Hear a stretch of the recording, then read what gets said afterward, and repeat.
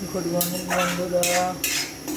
আজকে আমি রান্না করছি আলু দিয়ে, ডিম দিয়ে মাছের ঝোল। আলু দিয়ে ডিম দিয়ে মাছের ঝোল বন্ধুরা। সবাই ঘুমাচ্ছে,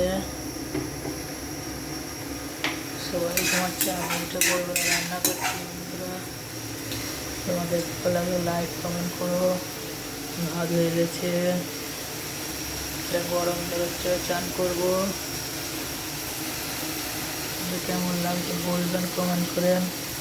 সবাই ঘুমাচ্ছে, দুটোতে এই একটা প্রবলেম, যে যার রান্না করতে হবে, করতে হবে, সবাই মিলে রান্না করতে হবে, রান্না করে খেতে হবে।